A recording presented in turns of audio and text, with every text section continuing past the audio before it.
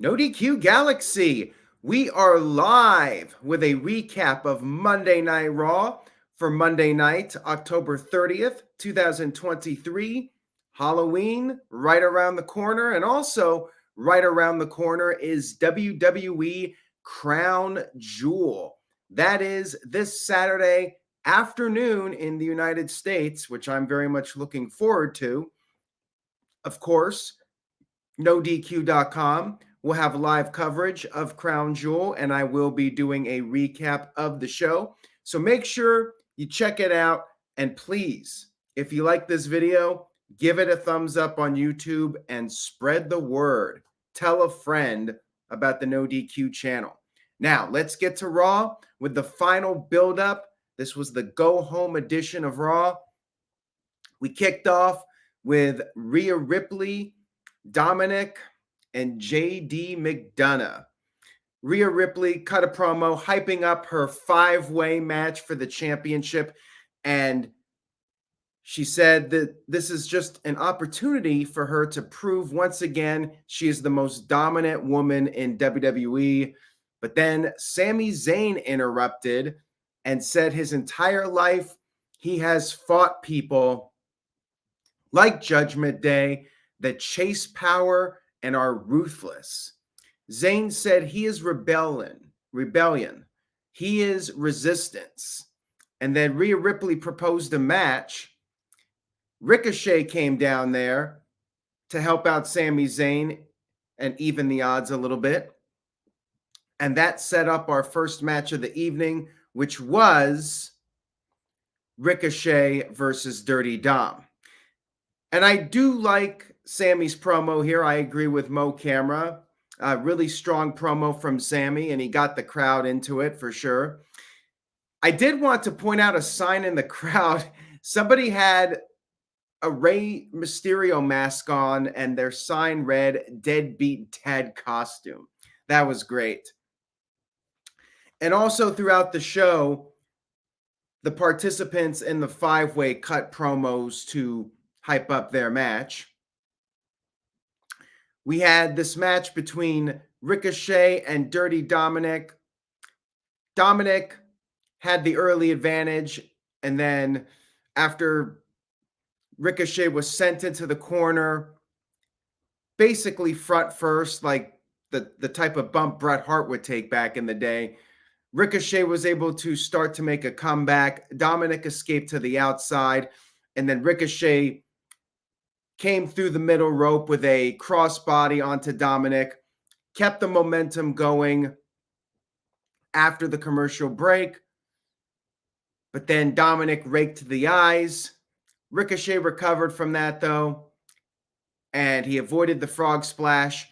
Ricochet went up to the top, but Rhea Ripley got on the apron, and then JD McDonagh distracted Ricochet. Dominic rolled up Ricochet, put his feet on the ropes, and got the victory. So once again, the numbers game, the stupid baby face, pretty standard stuff here.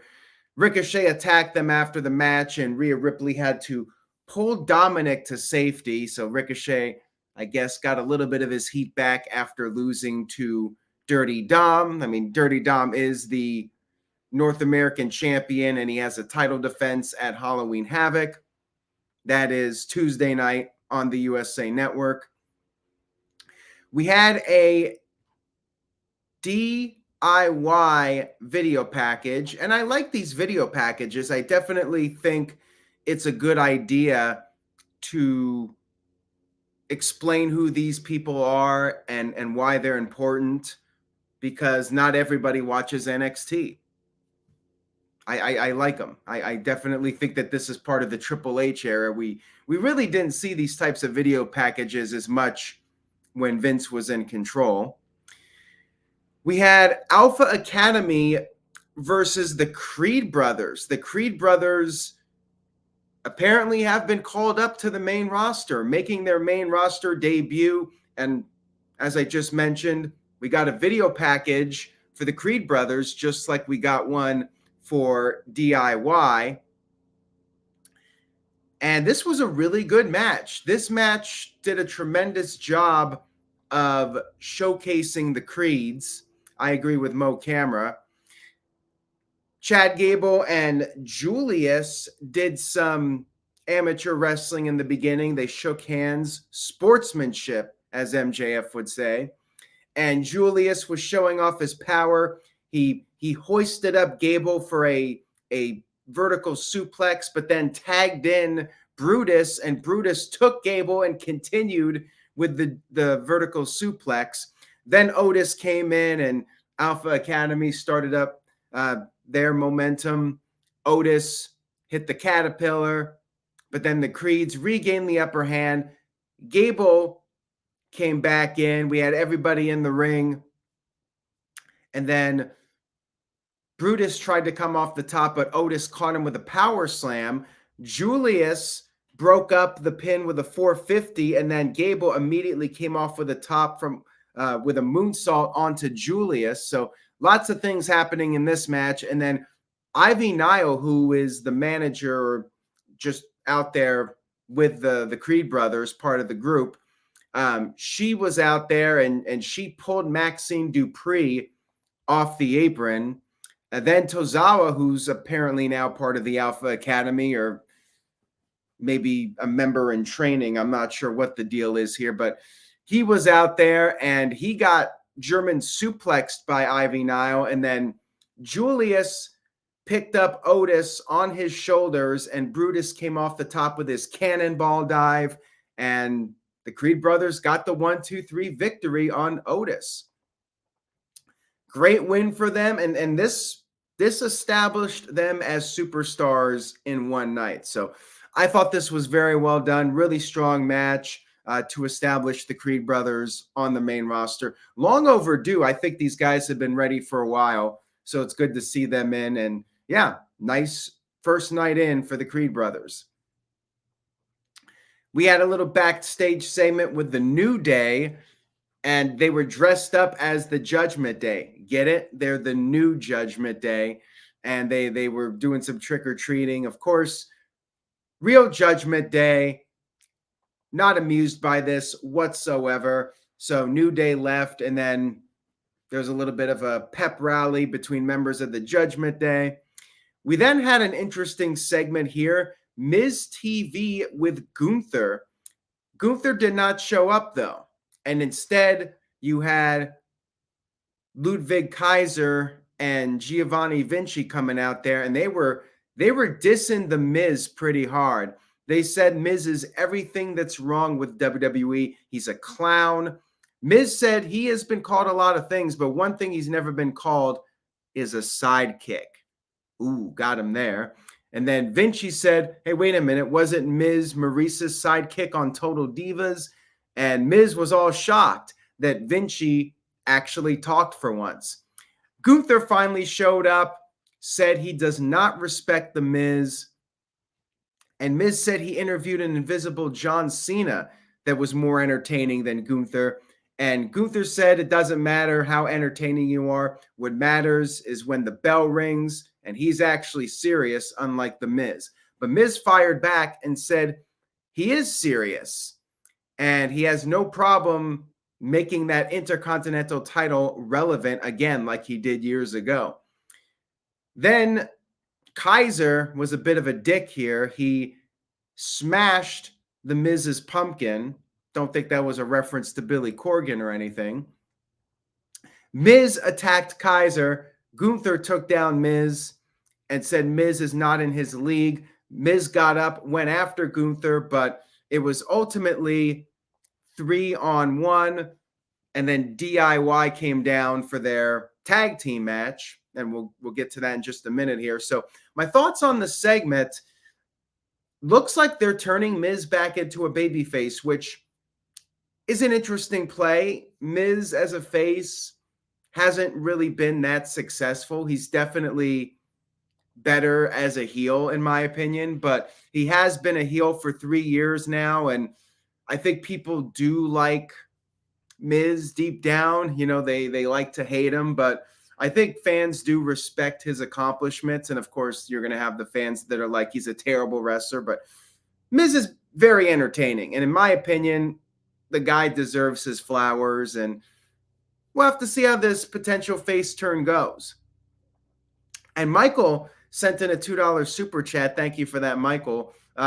He said, crowd easily got behind the Miz's promo. Nice turn.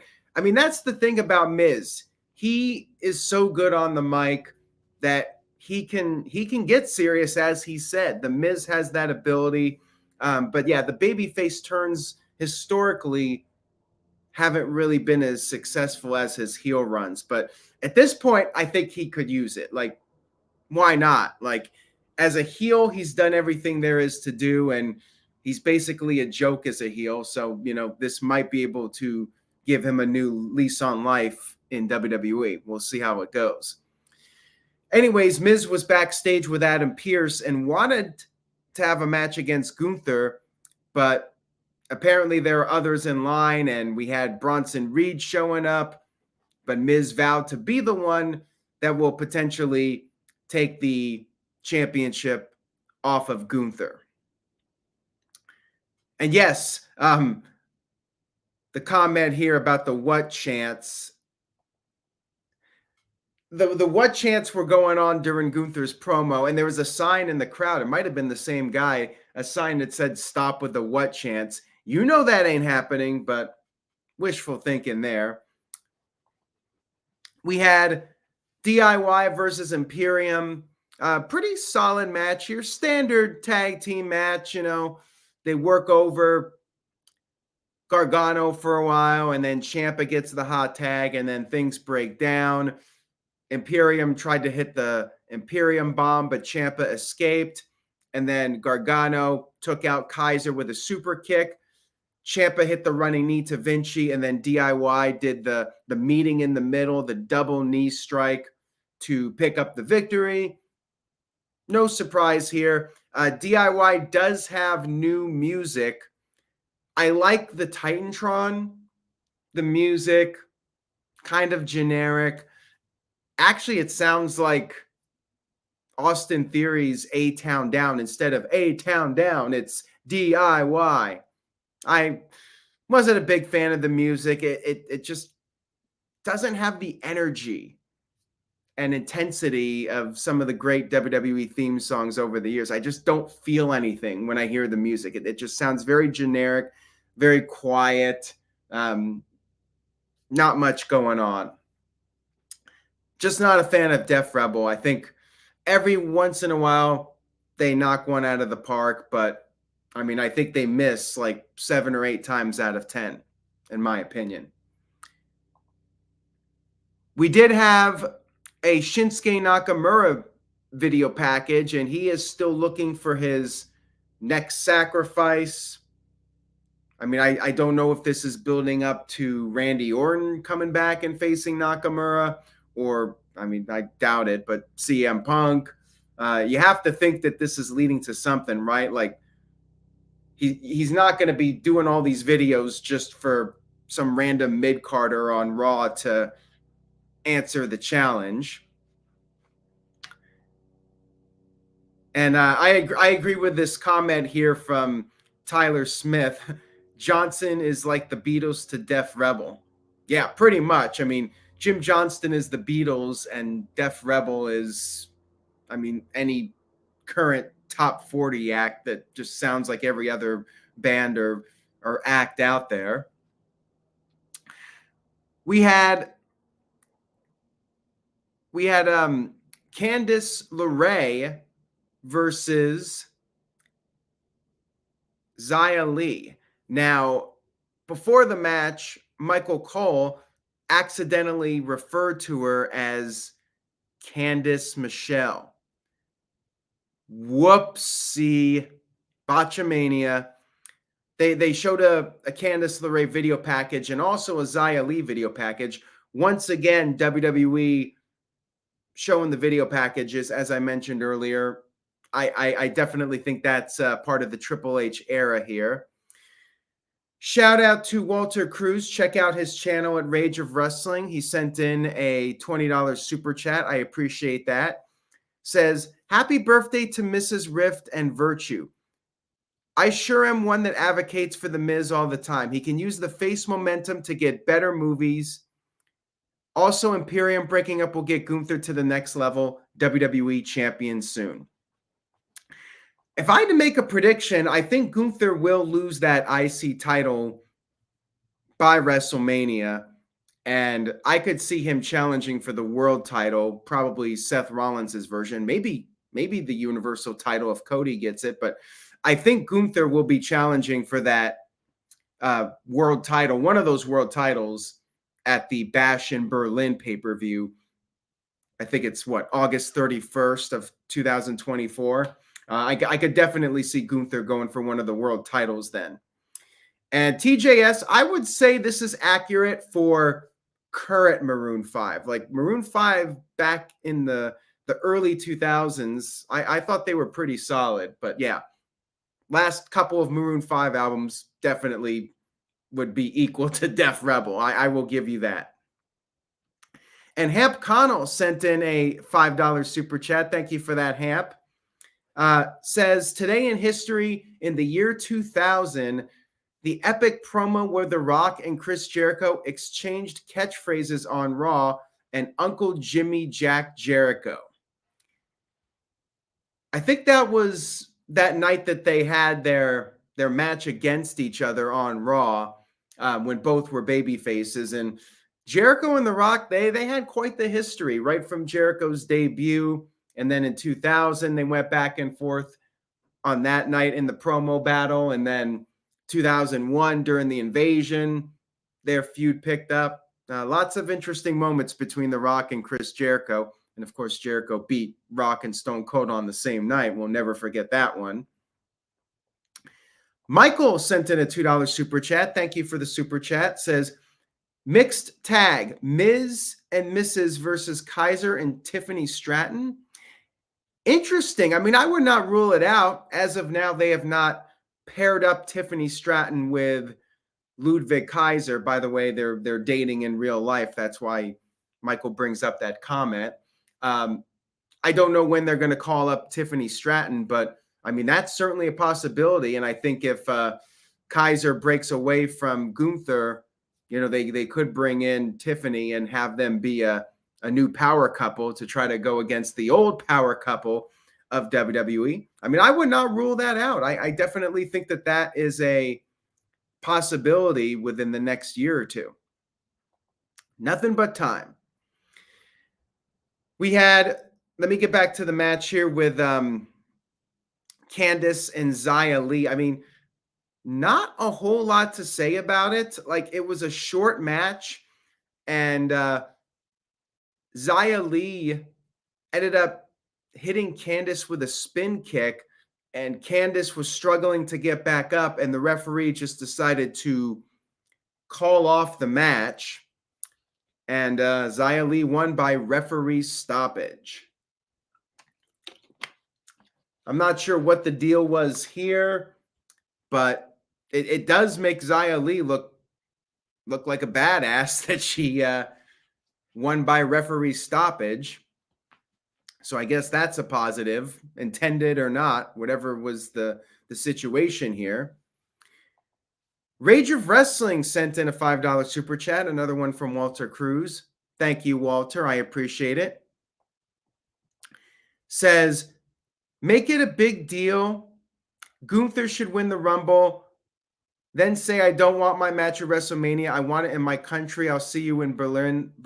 That would be different. Well, he's from Austria, so he's not German, but, you know, he's in that region of Europe. So, you know, Gunther's going to be huge in Germany. But I don't see him passing on WrestleMania. WrestleMania is still WrestleMania, so I don't see him turning down a WrestleMania opportunity for like a pay-per-view 7 or 8 months down the line. I just don't see that happening. And I think if AEW was going to hire Jim Johnston, it would have happened by now. I don't see them doing that. They're tight with Mikey Ruckus, so yeah, it is what it is. And we had Jey Uso interviewed, teased the idea that maybe him and Cody Rhodes can win back the tag team titles. And we had Johnny Gargano and Ciampa and some others checking on Candice LeRae backstage.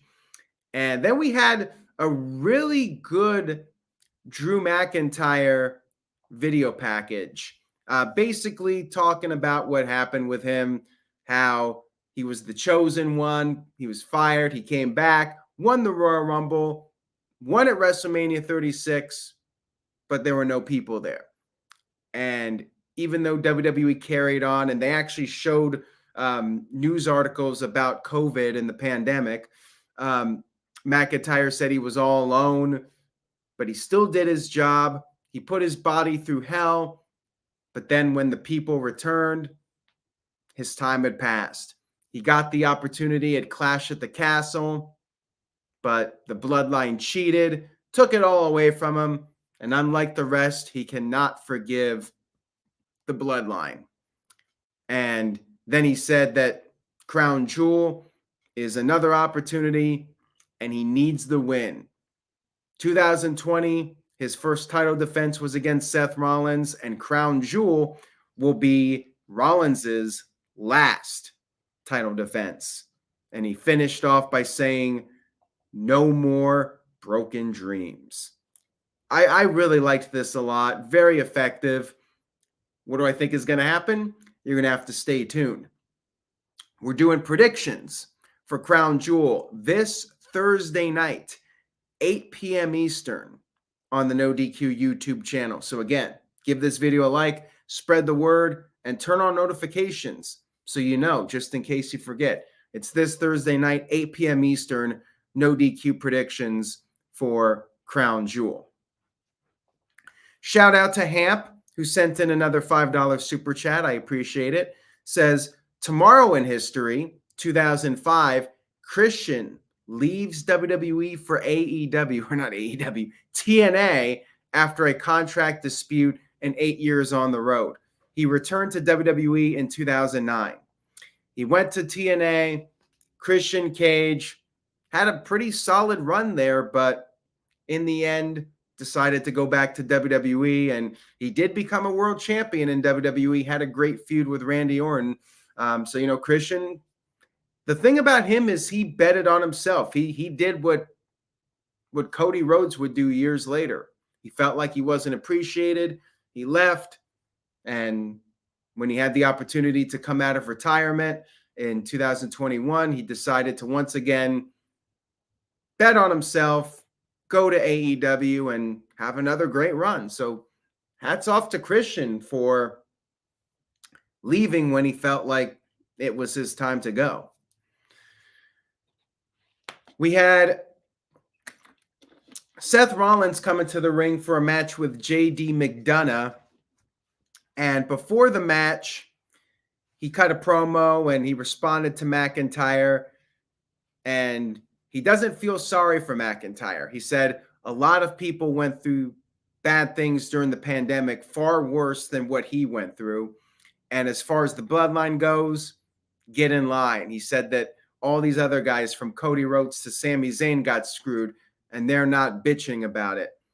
He used the Jack Perry line that Perry used towards CM Punk at All In, cry me a river. And of course, everybody's wondering, is this another CM Punk reference? And of course, I'm sure people in WWE are going to say, nope, total coincidence. And, you know, it probably was, but you never know. I mean, I'm just not expecting CM Punk to come back, but yeah, they get people talking every week, it seems. I mean, yeah, it could be reaching, but is it reaching every single week when we get these references?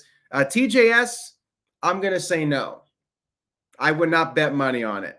I'd rather be pleasantly surprised and he does show up and I'm like, holy crap, he's here, than think, oh yeah, maybe he's going to show up, and then disappointed when he doesn't. So I'm going to say no. I'll believe it when I see it. That's how I feel about CM Punk. We had the match with JD McDonagh, and McDonagh actually jumped Rollins while Rollins was still cutting his promo. And JD did get in some offense, and Rollins was able to make his comeback, and you had a little bit of interference. Damian Priest came out there, but Rollins is the world champion. He's not a stupid baby face, and he kept his focus and managed to hit the pedigree and then the curb stomp to defeat JD McDonagh, who was pretty game, put up a good fight. After the match was over, there was a face-off between Rollins and Priest. Priest had the briefcase and was teasing a cash-in. Rollins told him to make a move, and Priest said, "Be careful what you wish for," and then walked off. And they were teasing that Priest might cash in on Rollins. He might cash in on McIntyre. If McIntyre wins, he might cash in on Roman Reigns or even LA Knight. So they were definitely teasing it. And does that mean he's cashing in? Well, I'll give my prediction on Thursday. Like I said, I got to save some of my thoughts for the predictions video on Thursday. Now, we had a very interesting match, and before that, we had Chelsea Green and Piper Niven were dressed up as the Hart Foundation. Chelsea was Brett, and Piper was Jim Neidhart, and she really dedicated herself to the role. She even had the beard and even did the Jim Neidhart laugh. It was pretty great. And then Ivar and Valhalla were meeting with Adam Pearce. Ivar also wants an opportunity at the IC title, and Pearce was just ready for the night to be over. He said he needed a drink. We also had an interview from Becky Lynch. She put over Lyra Valkyrie, or Valkyria, however you pronounce her name. And Becky then brought up how when she was NXT champion, even though it was a short run, she defended her title more than Rhea Ripley and Roman Reigns over the past year. She said she doesn't need the title.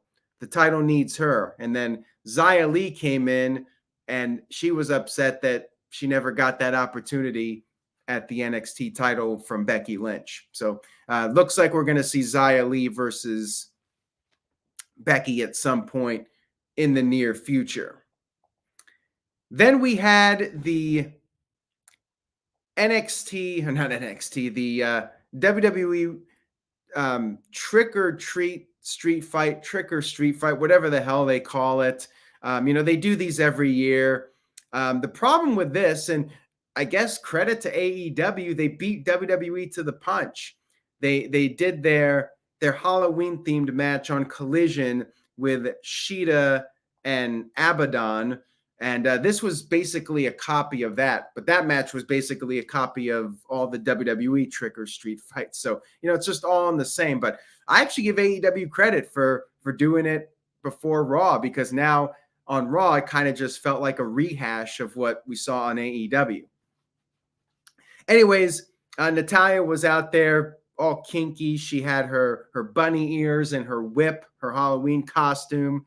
A lot of people probably bookmarking those pictures and videos, as they tend to do on Twitter/X.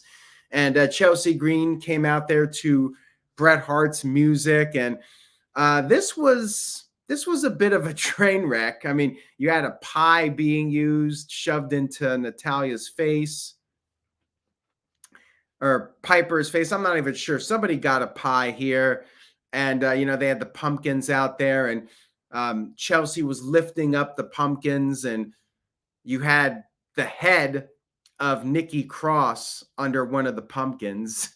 And then Chelsea was all shocked, and she dropped the pumpkin over her own head. It was very goofy, and a table was set up, and Chelsea tried to do a jump off the barricade, but Natalya moved and she crashed through the table. And Natalya tried to take out Piper. She tried a double sharpshooter, but she got sent into the ring post. And then, again, copying the AEW match, there was a bag. And in the bag was candy corn instead of thumbtacks. And we saw the candy, what was supposed to be thumbtacks, but actually candy on Dynamite, or not Dynamite, Collision. Natalya slammed Chelsea on the candy corn and then put on the sharpshooter, but then Piper Niven got involved again. And then Chelsea was able to pick up the victory with the Unpretty Her. So she defeated Natalya. Yeah, Chelsea Green actually got a win. I mean, the match was a train wreck. It was entertaining, but it was a bit of a mess. We then had our main event of the evening, which was Damian Priest versus Sami Zayn. So yet another match with Zayn or Kevin Owens. Owens is on SmackDown now, but Zayn versus Judgment Day once again. Pretty standard match here. And at one point, Priest did the Reckoning, which is similar to the Crossroads. And he even looked at the hard camera and said, "I hope you're watching, Cody." Zayn avoided the Razor's Edge. Balor distracted the referee, and then Dominic took a cheap shot. But then, of course, Jey Uso came out there. Jey hit a super kick to Damian Priest, which was a DQ. And then Judgment Day beat down Jey Uso and Sami Zayn. Cody Rhodes ran down to make the save. And JD McDonagh tried to help out, but he got hit with a haluva kick. And then Cody took out JD McDonagh with the Crossroads on the table twice, the announce table. Then Cody got on the mic and said that Damian Priest is not a leader. He walks behind them all, even Dominic, and said at Crown Jewel, he'll be back on his path, and that path goes straight through Damian Priest. And that was Raw. It was a pretty decent show. Like I think I would go with a B-, a couple misses here and there, but some good segments. Like I really liked the Gunther and Miz segment, and I liked the Drew McIntyre video package. I thought that was really good. And the DIY match was very good. And the Creed brothers, that was a very good debut for those guys. So all in all, solid Raw. Nothing too fantastic, but it was a fairly enjoyable show.